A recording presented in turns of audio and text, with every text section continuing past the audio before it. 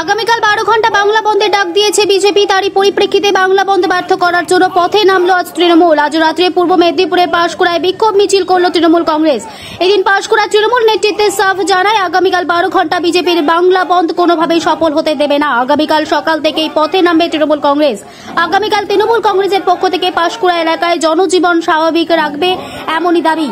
এদিনের এই বিক্ষোভ মিছিলে উপস্থিত ছিলেন পাঁশকুড়া ব্লক তৃণমূল কংগ্রেসের সভাপতি সুজিত রায়। এছাড়াও ছিলেন পাঁশকুড়া ব্লক তৃণমূল সংখ্যালঘু সেলের সভাপতি মফলেশ্বর দত্ত সহ পাঁশকুড়া ব্লকের একাধিক তৃণমূল নেতৃত্ব।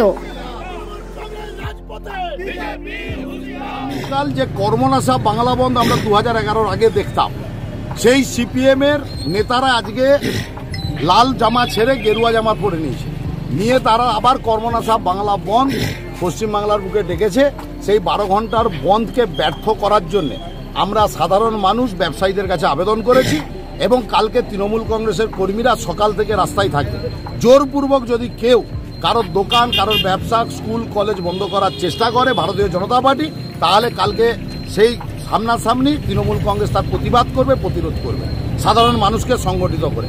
আরজি করে জাস্টিস আমরাও চাই, আমাদের নেত্রী মমতা বন্দ্যোপাধ্যায় চান, বাংলার মুখ্যমন্ত্রী মমতা বন্দ্যোপাধ্যায় চান। বিজেপির কিছু মানুষ ছাত্রের নাম করে এসে, বিহার থেকে ছাত্রের নাম করে এসে যেভাবে ছাত্রের নাম করে আন্দোলনের কর্মসূচি নিয়েছিল, আজকে সরকারি সম্পত্তি নষ্ট করেছে, পুলিশদের উপর রক্তাক্ত করেছে।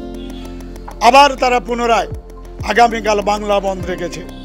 তারা চাইছে বাংলার যেভাবে শান্তি, বাংলার যেভাবে উন্নয়ন চলছে, সেই উন্নয়নকে ব্যর্থতা করার জন্য বাংলার সুশাসন যেভাবে চলছে সেটাকে পরিকল্পনা করছে বিজেপি, শুভেন্দু অধিকারী। কিন্তু বাংলার মানুষ জবাব দেবে আগামীকাল। আমরা তৃণমূল কংগ্রেস ময়দানে থাকব, প্রশাসন থাকবে। জোরপূর্বকভাবে যদি তারা দোকান বন্ধ করে, অফিস বন্ধ করে, ধলাই হবে, পেটাই হবে। বাংলার কিছু পা চাটুয়া গদি দখল করার জন্য যাদের যোগ্যতা নেই, 2021-এ 2024-এ বাংলার মানুষ থাপ্পড় মেরে বাংলা থেকে বিতাড়িত করে দিয়েছে। তারা বলছে মমতা বন্দ্যোপাধ্যায়ের পদত্যাগ চাই। মমতা বন্দ্যোপাধ্যায়কে বাংলার গদিতে বসিয়েছে বাংলা।